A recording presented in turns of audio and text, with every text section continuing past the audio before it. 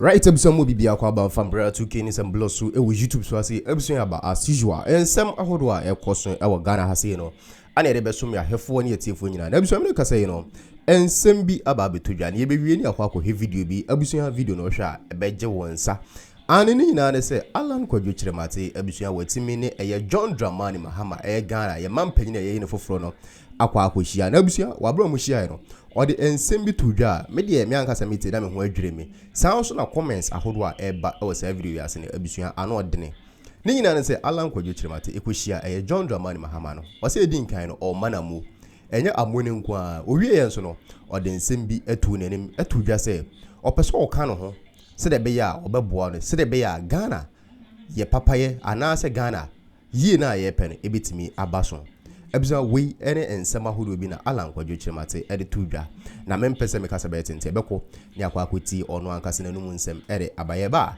betena se ne de ho enkoma meso so adarema obuo ni ndi kwa so se wunya subscribe emfa mamia na wa subscribe ede amame so de menia Julius edi kan na say wa sha se ede ya kasa na edi kan na so ya ene Ghana asemunti anhwe ya beka se president incoming president Alan you see you be the national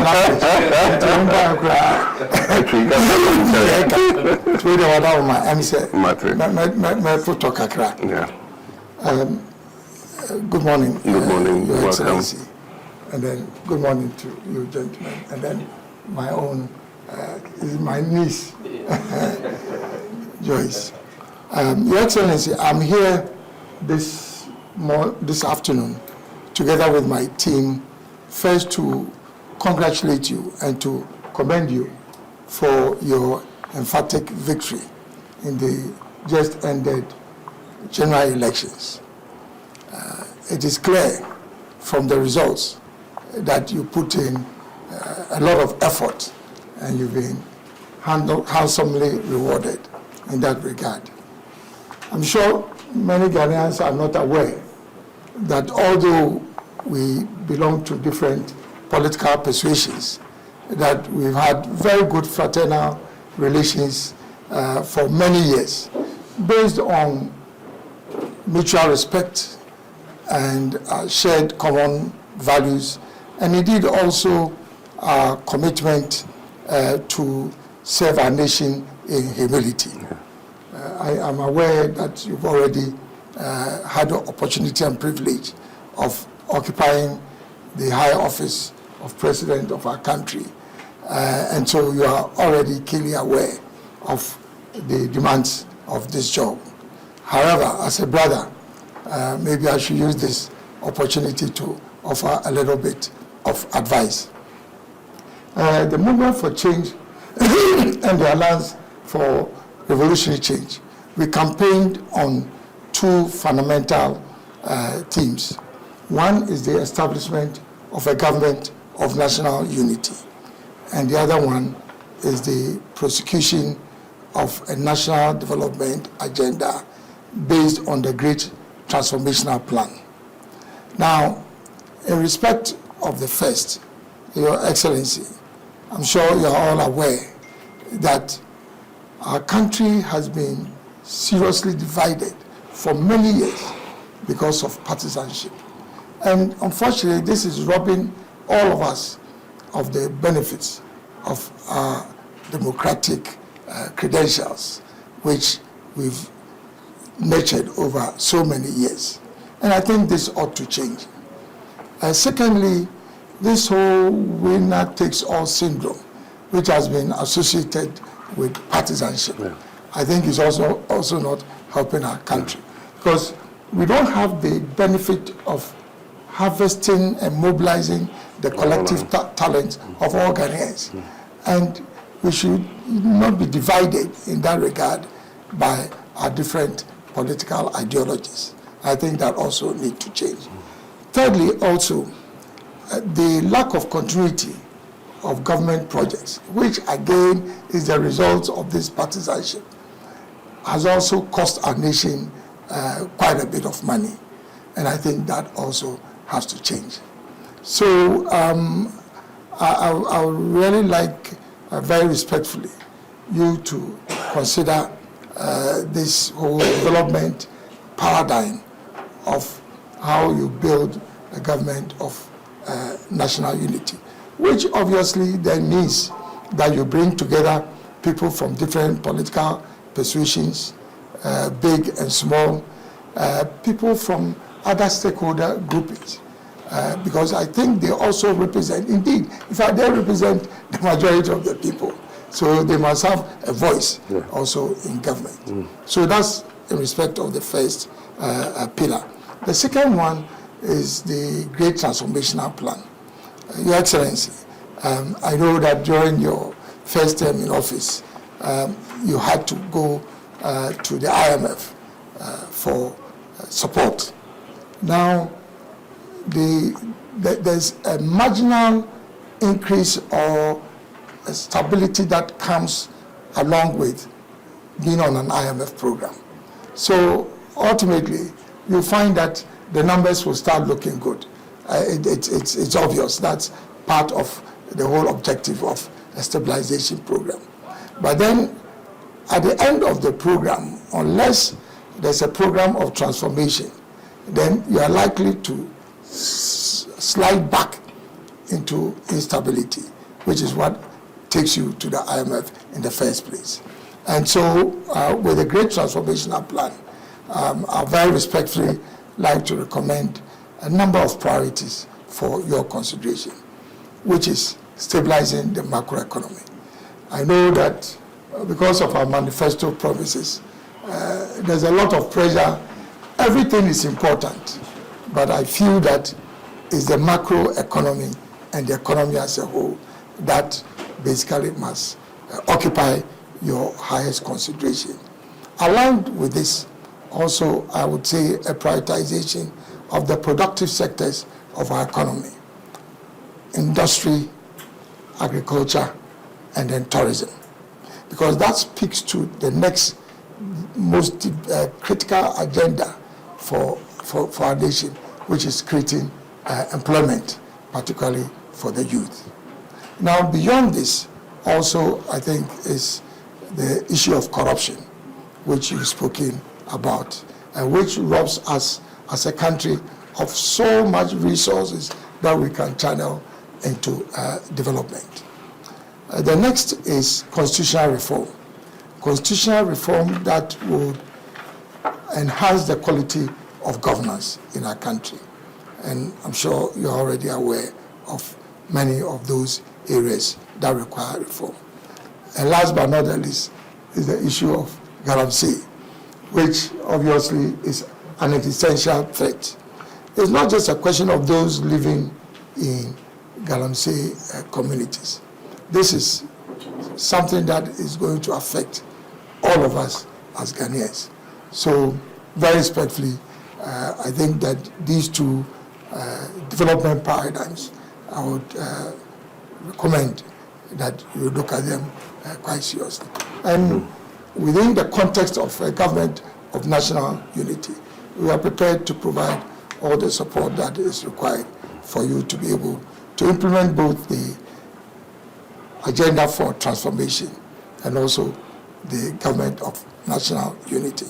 Your Excellency, in conclusion, I think the greatest legacy you can leave for our country is to help build a peaceful, united, prosperous country which provides equal opportunity to all Ghanaians, irrespective of their political affiliation, ethnic or religious affiliation. We wish you very well together with your team. Thank you. And I think on that regard, I'd like to make a presentation of the Great Transformational Plan to you. Yes. Thank you. Thank you. Welcome you, and to say how much I appreciate this visit, to physically express what you had already done by phone. We spoke on the phone and you extended your congratulations, but I think this follow-up with members of your team is significant, and we appreciate it very much. Like I said, the easy part is over, which is the campaign and the election. The difficult part now begins. And as our traditionally say, many heads are better than one. And you've properly analyzed the challenge of our democracy, and that is that we cannot harness all the human resource we have to be able to move the country in the direction that we want to go.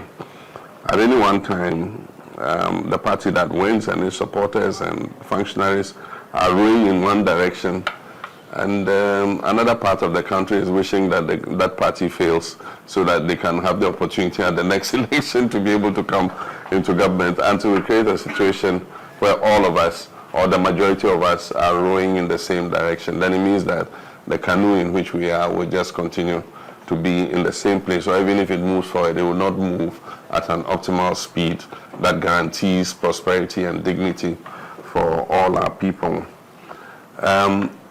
Since 1992, we have implemented the fourth Republican democracy under the 1992 Constitution. And I believe that it is based on multi-party democracy. And so the strength and health of political parties is at the core of our democracy. And so one would, even though we're opponents, wish that, the parties that are on the other side of the divide are healthy, and that, they also have their democratic systems working, and that they contribute their quota on whichever side of the divide, government or opposition, they contribute their quota to national development. So we can't be happy with the current situation in the NPP, and I hope that they'll quickly recover from this dramatic loss that they have suffered, and then put their act together. We could see it coming, and I've been in politics long enough to realize that there was something wrong in the NPP. I remember clearly, and some people have played it over again, our friend Mustafa Hamid, who was advising me at the time that if you reach a stage where you cannot be advised, then there's something wrong, wallahi. I think that unfortunately he didn't have that same advice for the leadership of his party, because it got to a point where democracy in the NPP really, was not what we've been used to and what we all knew, and so it was obvious that they had become tone deaf in terms of what was happening in the country. People's complaints and all that, I don't think that it really penetrated, because this was the easiest election to predict. They should have seen a loss coming. I saw Vice President Mahama saying that they are disappointed because they had worked hard enough, and so they thought they were going to win. It was obvious that they were going to lose this election. That meant that they were not in tune with the reality on the ground. We know that there have been some issues that led to your leaving the party, and there have been other things that have occurred over the years. I think that sometimes disruption is a good thing, because then it allows a new beginning. And so I think that all the strands that belong to that tradition, should find a way of putting the pieces together, reconciling, and seeing how the party can be rebuilt so that it continues to be a viable vehicle for sustaining our democracy. I'm happy you've spoken about the issues to do with the challenges of our democracy, and they are all too obvious. You mentioned the winner takes all, and we have a system where certain vulnerable groups are not as well represented in our political system as they should be. And so it's something that we need to look at. Luckily, we have the opportunity to look at the whole 1992 Constitution again. It's been crying for a review, and I remember Professor Mills made quite some movement towards it. I tried to continue, but I hit a stumbling block when somebody took us to court. By the time the issue was resolved, we went into an election year. It was not conducive to continue, so we decided to leave it to the next government. I'm aware that President Akufo-Addo's government had a committee working on something, Chairman Sabusu's committee, there's a report or something. We want to take all this, including the constitutional review report, which was chaired by Professor Fiajo and his team, and then the work of the Constitutional Review Implementation Committee, including the white paper and whatever the Chairman Sabonso Committee worked on. We want to see if we can bring all this together, synthesize it, and do a national constitutional review validation conference, and look at how us together, all stakeholders in this country, represented, chiefs, professional groups, everybody, and then we look at what is relevant and what we did not even anticipate. At the time we did a constitutional review, we didn't realize that a time will come where there will be an impasse between the Supreme Court and Parliament about vacancy of seats and all that. But these are things that come with practice of the Constitution. And so I believe that if we do this, then it will give us the opportunity to go even beyond and be able to do some amendments to the Constitution that would help take away this winner-takes-all thing. It will bring some more checks and balances into the situation so that the president is not the all-powerful kind of position that makes decisions of life and death, for our people, and that we'll be able to identify other things, including issues like the election of district chief executives, to make them more accountable to the people at the grassroots level. How do we deepen our decentralization and all that? So those would create opportunities for us, and I'm looking anxiously to us being able to do it, and on a bipartisan basis, and as a nation, we're able to do the amendments to our Constitution that will make it a more living document going forward. With regards to where did I put it? Who took it? Oh, come on. I gave the thing to me. Why are you coming? With regards to the Great Transformation Plan, I think that it falls almost in line with our reset agenda, because after several years we think that there must be a reset, and that is equal to talking about transforming the way things have been done. Because like you said, we'll go to the program, macroeconomic stability is restored, the CD is fairly stabilized, but that is superficial. At the bottom of it is the transformations that we need to do in order that stability is sustainable.